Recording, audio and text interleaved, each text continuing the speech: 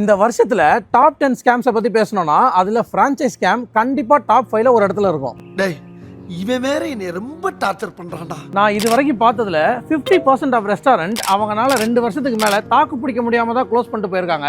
ஆனா இதுவே பிரான்ச்சைஸ் மூலமா ஓபன் பண்ண ரெஸ்டாரண்ட் எல்லாமே 6ல இருந்து 9 மாசத்திலேயே க்ளோஸ் பண்ணிருக்காங்க.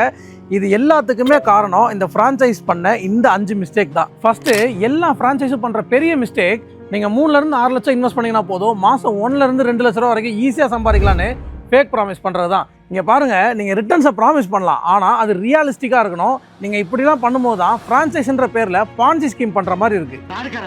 ரெண்டாவது, சில பிரான்ச்சைஸ்லாம் பிரான்ச்சைஸ் அக்ரிமெண்ட் இல்லாம, கம்பெனி ரெஜிஸ்ட்ரேஷன் இல்லாம, ஜிஎஸ்டி சர்டிஃபிகேட் இல்லாம ஃபேக் உதயம் சர்டிஃபிகேட்டை வச்சு மக்கள் கிட்ட காசை வாங்கி அப்ஸ்காண்ட் ஆயிட்டாங்க.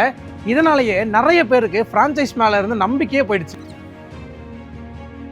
அண்ட் மூணாவது, ப்ரூவன் மாடல்ல கம்மியான இன்வெஸ்ட்மெண்ட்ல கேரண்டீட் ப்ராஃபிட் எடுத்துறேன்னு சொல்லி நம்மளை இன்வெஸ்ட் பண்ண வச்சுட்டு, என்னப்பா ப்ராஃபிட்டே வரல அப்படின்னு கேட்டா, நீங்க தப்பான பிரான்ச்சைஸ் மாடலை செலக்ட் பண்ண நாங்க என்ன பண்றது அப்படின்னு சொல்லிடுறாங்க. இதுல வர காசு ரெண்ட்டுக்கே போயிடும். அது மட்டும் இல்லாம ஸ்விக்கி ஜொமேட்டோல எடுத்த ஆர்டருக்குலாம் 30% கமிஷன் கொடுக்கணும், ராயல்ட்டி பே பண்ணணும். பேசிக்கா பார்த்தா நீங்க உங்களுக்காக ஒர்க் பண்ணல, அவங்களுக்காக ஒர்க் பண்ணிட்டு இருக்கீங்க. நாலாவது, பிரான்ச்சைஸ் உங்ககிட்ட ரெவன்யூ மட்டும்தான் காட்டுறாங்களே ஒழிய எக்ஸ்பென்ஸை காமிக்கிறதே இல்லை. அதான் ரெவன்யூவை காட்டுறாங்களே ப்ரோ, அப்புறம் என்ன அப்படின்னு கேட்டிங்கன்னா, நல்லா புரிஞ்சுக்கோங்க, ரெவன்யூக்கும் ப்ராஃபிட்டுக்கும் நிறைய வித்தியாசம் இருக்கு.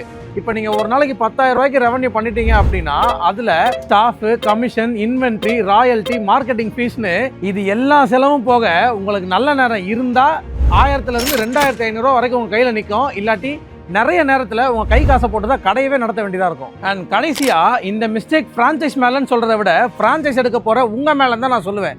ஏன்னா எவ்வளோ சம்பாதிக்க முடியும், எவ்வளோ சம்பாதிச்சிருக்கீங்க அப்படின்னு கேட்குறீங்களே தவிர, எத்தனை ஃப்ரான்ச்சைஸ் இது வரைக்கும் மூடி இருக்காங்கன்னு ஒரு தடவையாவது நம்ம கேட்டிருப்போமா? கண்டிப்பாக கேட்டிருக்கவே மாட்டோம்.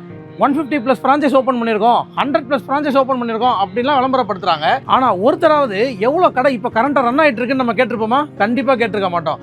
இது வரைக்கும் 100 கடை ஓப்பன் பண்ணியிருந்தாங்க அப்படின்னா அதில் 30லேருந்து 35 கடை வரைக்கும் தான் அது ரன் ஆகிட்டு இருக்கும். அதுவுமே அந்த ஓனர்ஸ் எப்படா போட்ட காசை எடுத்துகிட்டு எஸ்கேப் ஆகலான்னு பார்த்துட்டு இருக்கவங்களா தான் இருப்பாங்க. இந்த ஃப்ரான்ச்சைஸ் மாடல்ன்றது ஒரு நல்ல பிஸ்னஸ் மாடலுங்க. ஆனால் இவங்க சுயலாபத்துக்காக அந்த மாடலை வச்சு ஸ்கேம் பண்ணிட்டு இருக்காங்க. இதுக்கு மேலேயும் நான் ஃப்ரான்ச்சைஸ் தான் எடுக்க போகிறேன் அப்படின்னு சொன்னீங்கன்னா டீட்டெயிலாக ரிசர்ச் பண்ணிட்டு எடுங்க.